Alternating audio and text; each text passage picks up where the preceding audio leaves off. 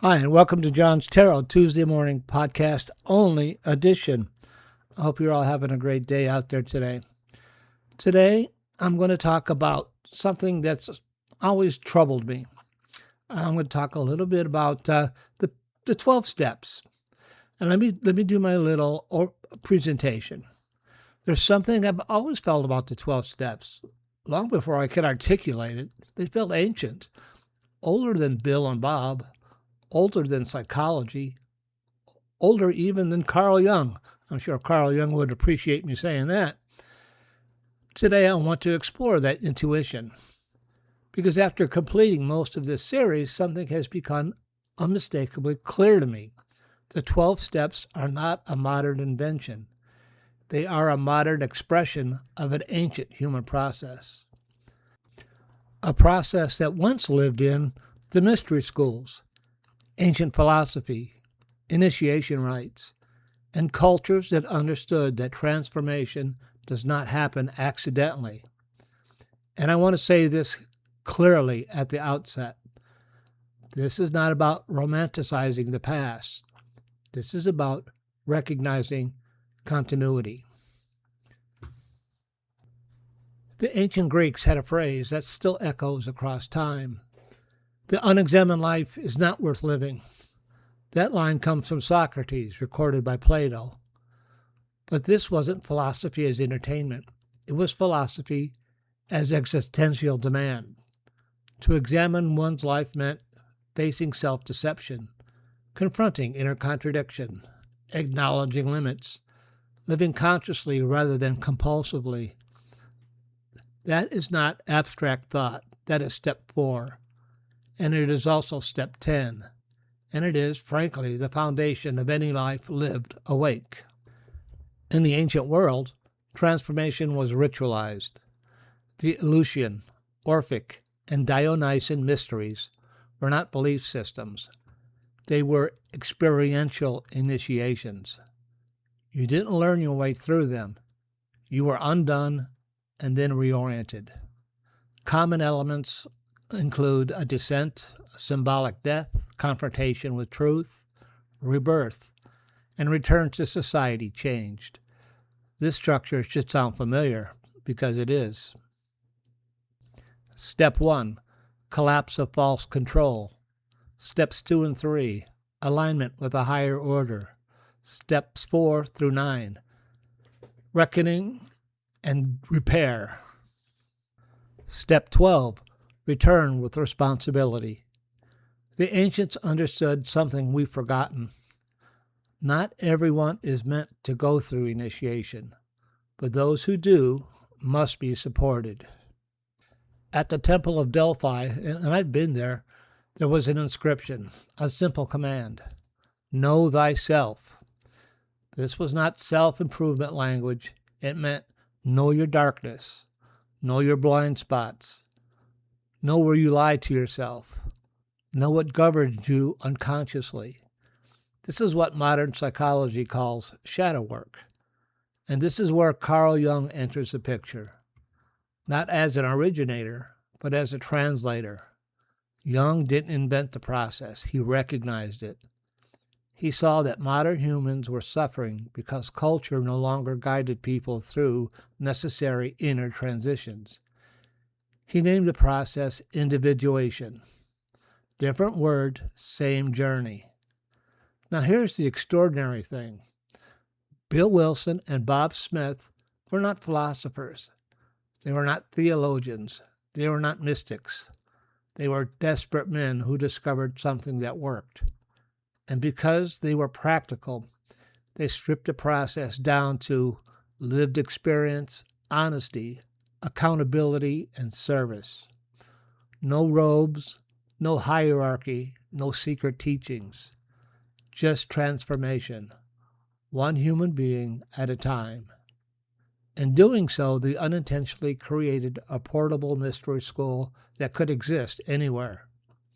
Church basements, hospital rooms, kitchen tables. That's not an exaggeration. That's why it lasts. We live in a culture that avoids collapse, pathologizes suffering, medicates symptoms, and bypasses depth.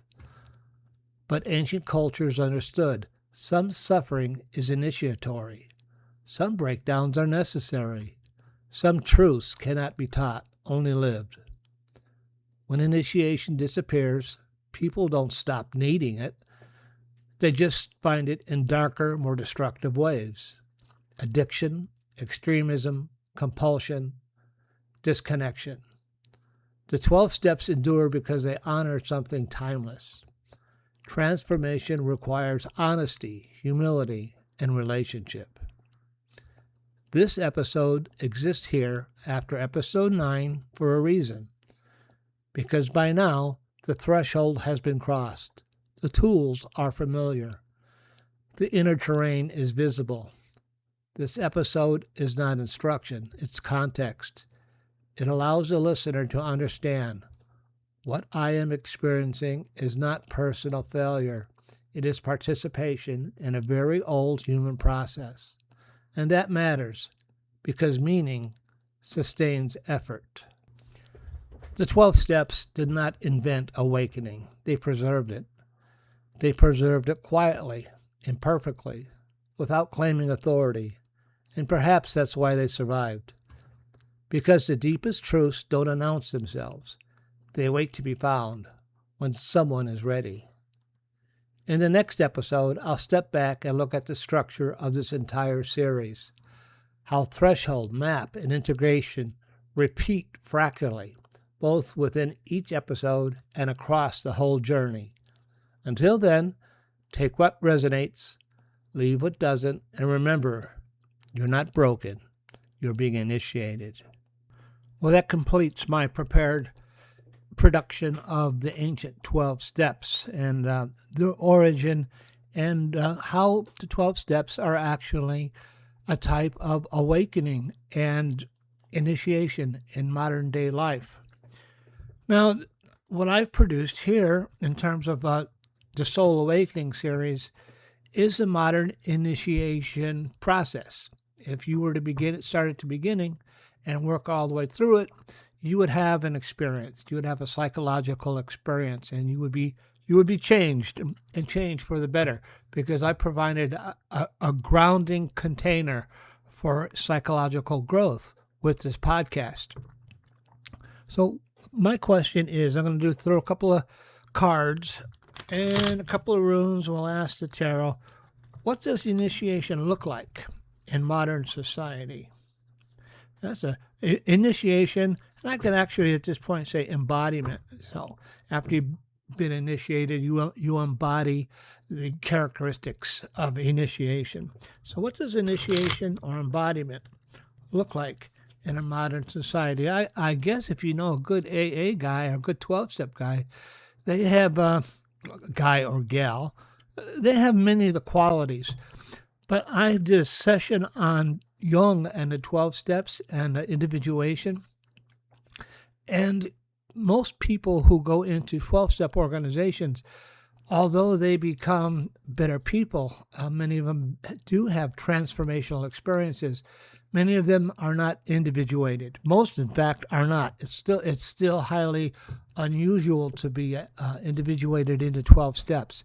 You have to go a little deeper than that. And that's what I've done with this podcast. If you're a 12-step person, go ahead and work through these, and you will just get a little deeper understanding of the process that you've already gone through.